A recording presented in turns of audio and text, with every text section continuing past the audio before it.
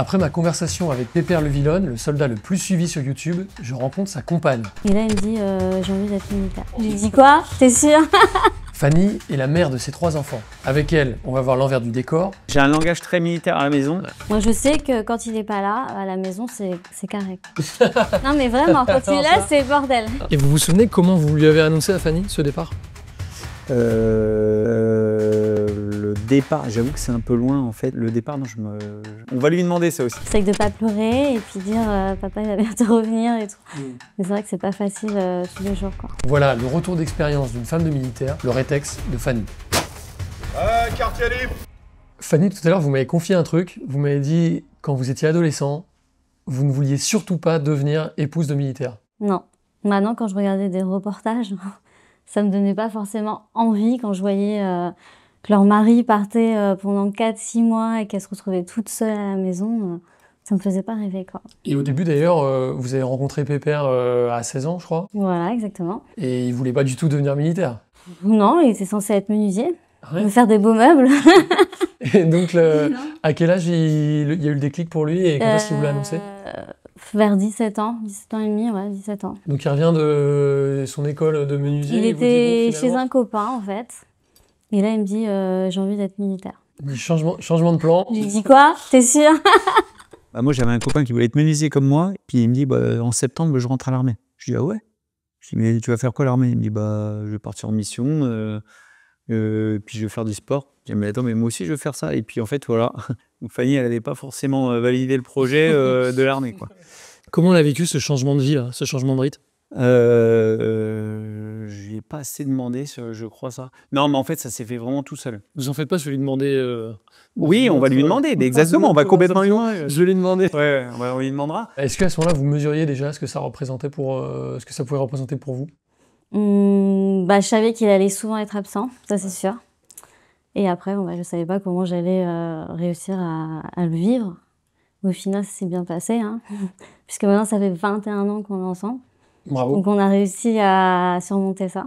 Et lui, en plus, j'imagine, dès qu'il a signé, il a dû partir pour ses classes. Oui. Ça dure 6 mois. 6 mois, ça annonçait déjà la couleur. Ouais. Et je sais même plus s'il revenait le week-end ou pas. J'ai plus de souvenirs. Tout à l'heure, il m'a dit qu'il revenait de temps en temps, mais De temps évidemment en temps, mais tous pas les tout le week-ends. temps. Après, moi, ça va que du coup, je faisais mes études. Je vivais chez mes parents. Donc du coup, c'était plus simple pour moi, je pense. Mais quand même, il y a ce moment où, avant, tous les jours, il était avec vous, et d'un coup, il est plus là. Exactement, on était tout le temps ensemble, 24 heures sur 24, 7 jours sur 7, et du jour au lendemain, il s'en va. Et voilà, on continue en fait à vivre. On adopte d'autres habitudes, et puis on fait autrement. La séparation au début, pour vous, vous la voyez tous les jours. Là, tout d'un coup, pendant la classe, vous la voyez beaucoup moins. Ouais. Pareil, comment vous avez vécu ça? C'était douloureux, la séparation, vous y êtes habitué? Je pense que ça a été compliqué plus pour elle, parce que nous, on a la tête dans le guidon, hein. Les classes, moi, la semaine a passé extrêmement vite, malgré le réveil 5 h du matin.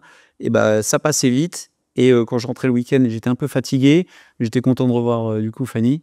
Et puis moi, je repartais direct le dimanche soir. Le dimanche soir, c'est important de le dire. Et puis voilà, donc ça, Fanny, peut-être que ça lui a mis... C'était plus compliqué en tout cas pour elle au départ, c'est certain. Donc, le jour où on vous dit, c'était après votre première année au régiment, on vous dit, vous allez partir 5 mois en Côte d'Ivoire. Ouais. Comment vous annoncez ça à votre copine de l'époque? Du coup, Fanny, je lui dis, déjà au départ, c'est 4 mois. Nous vend 4 mois, donc déjà, c'est voilà, c'est Il y ça. a un petit problème de... Mais moi, comme ça, promesse. j'apprends aussi au fur et à mesure que l'émission, on annonce 4 mois, mais ça peut être 6 mois. Ça arrive. Voilà. Et vous vous souvenez comment vous lui avez annoncé à Fanny ce départ? Le départ, j'avoue que c'est un peu loin en fait. Le départ, non, on va lui demander ça aussi. Ouais, je lui demanderai peut-être qu'elle s'en souvient mieux que vous. Parce Oui, que, mais certainement. encore une fois, moi, on discute tout le temps avec des militaires de ça. C'est que quand on reçoit une mission, nous, on est hyper excités, on se dit... Et même d'ailleurs, quand c'est le théâtre où il se passe des choses difficiles, c'est pas qu'on se réjouit du malheur des autres, mais en fait, pour nous, c'est l'aboutissement d'un entraînement hyper dur. C'est comme un pompier, quand il y a un feu, pour lui, c'est l'aboutissement de sa vocation. Ouais. Et par contre, nos familles à l'arrière, ben, ils partagent pas forcément cette excitation, ce plaisir-là qu'on a à partir. Donc, Ah non, mais ça prend en compte, quoi. Exactement, mon capitaine. Là, par contre, ce qui est sûr, c'est que c'était là, on savait que pendant 4 mois minimum, on n'allait plus être ensemble. Donc, ça, c'était sûr que. Je pense que ça a été certainement la mission la plus difficile. Déjà du fait qu'il n'y ait pas d'enfant et que elle était encore à l'école. Ça a été forcément la mission la plus difficile pour Fanny. Et moi, comme vous dites, moi j'étais excité en fait du fait de partir en mission. Et je venais d'apprendre un métier et que j'allais faire ce que j'avais appris, quoi. Ouais, donc déjà, j'avais pas vu pendant 6 mois quasiment, et là, c'était reparti pour 4 mois. Donc sur 1 an, ça fait pas beaucoup. Et j'ai dû annoncer notamment à Aurélien ma grossesse quand il était Oui, il était en mission quand il avez... était en mission. Quand vous êtes tombée enceinte. Voilà, et quand il est revenu, j'étais on va dire, à 6 mois de grossesse, donc il m'a vu direct avec le gros bidon. Et j'ai eu la chance qu'il soit là à tous mes accouchements. Ouais, c'est bien ça. Donc ça, c'est pas mal. Mais en tout cas, il a fait en sorte d'être là, quoi qu'il arrive. Donc ça, c'était plutôt un point positif, hein, parce que je sais qu'il y en a qui sont pas toujours présents. Ça arrive, moi j'ai eu des gars, en effet, ils ont loupé la naissance de leur petit, ouais. Quand ils partaient, vous faites quoi? Ils vous disent au revoir ou il y a c'est un moment où... Ouais, je sais pas. Non, quand ils partent, on se retrouve ensemble en famille, et puis en général, quand il part, il s'en va dans la nuit vers de bonne heure. Ouais. Donc du coup, en général, moi je me réveille pour lui faire un petit coucou, un dernier au revoir. Et puis c'est comme ça que ça se passe. En général, ouais. Il y a des moments où, dans l'éducation de vos enfants, les petits réflexes de militaires reviennent. Ouais, moi j'ai des réflexes, j'ai plein de réflexes de militaire. Je sais que vous lâchez des réveils de temps en temps dans vos vidéos. Ah oui. Non, mais j'ai un langage très militaire à la maison, mais j'ai pas le comportement qu'on pourrait dire de militaire. Voilà. Moi, autant je peux être discipliné avec des gars de ma section parce qu'on est à l'armée et il faut. Je suis un peu moins militaire, pomme de terre à la maison, voilà. Moi, je sais que quand il n'est pas là, à la maison, c'est carré.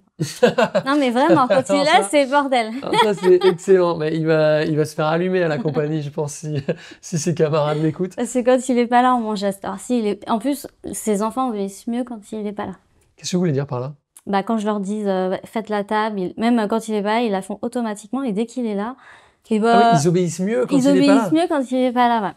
Donc, soit parce qu'il n'est pas là, ils se disent bon, on va soutenir maman, on va être plus sage, on va l'aider au quotidien. Je pense que c'est ça d'ailleurs. Et du coup, c'est pour ça que ça déroule mieux quand il n'est pas là. En fait, c'est un agent perturbateur dans la famille. Après, je mets des coups de pétard, hein, comme tout le monde. Je ne vais pas faire le mec qui est papa gâteau. Non, il y a des trucs... C'est plutôt le papa cool, ouais. Quand on voit le militaire, on se dit à la maison, ça doit être carré et tout, mais pas du tout, c'est l'inverse complètement. Je pense qu'il y a plein de gens qui se posent la question, qui se disent qu'est-ce que ça fait de vivre avec un soldat, quelqu'un qui part souvent? Il faut pouvoir accepter qu'il parte, son absence, pouvoir vivre sans lui. Moi, je sais qu'il y a quelques années, j'ai une copine où son mari avait une formation à faire, que d'1 semaine, et là, elle a pleuré toutes les larmes de son corps et tout. Je lui dis, attends, il part qu'1 semaine. Moi, il part 4 mois, et toi, 1 semaine. Je veux dire, c'est rien au final. Donc, avec le temps, en fait, on s'habitue à son absence et on vit sans lui. Et on a un train de vie qui est différent quand il est là, quand il n'est pas là. Et ça déroule. Et les enfants, vous croyez comment ils vivent d'avoir un papa militaire? Bien. Franchement, Kim, elle l'a super bien vécu. Et en fait, plus elle a grandi, plus elle ressentait son absence. Ah ouais? Ouais, avant, elle pleurait, au tout début, elle pleurait pas du tout. Et à l'âge de 8-9 ans, c'est là qu'elle a commencé à avoir des petites larmes quand il devait partir en mission plusieurs mois. Et dans ce Qu'avant, elle le faisait pas, quoi. C'est vraiment en grandissant qu'elle a développé ça. Et dans ce cas-là, c'est vous qui séchez les larmes, quoi. Ouais. Parce que papa, il est absent. J'essaie de pas pleurer et puis dire papa, il va bientôt revenir et tout. Mais c'est vrai que c'est pas facile tous les jours, quoi. Kim, elle a très bien su s'adapter et on n'a jamais eu de problème sur toutes les missions qui se sont passées. Et le petit? Et Aaron, il est né en 2015. Il a vécu 3 ou 4 missions. Non, 4 missions. Il ne montre pas ses émotions. Bon, après, je pense qu'on a fait en sorte que ça ne l'impacte pas, hein, les missions. Mais je pense que, pareil, il a pris le pli comme sa sœur. Vous, Pépère, vous le connaissiez à partir du moment où il a eu 16 ans, c'est ça, vous êtes rencontrés à 16 ans. Oui, oui. À 18, il rentre dans l'armée. Est-ce que vous l'avez vu changer? Oui. Oui, je l'ai vu s'endurcir.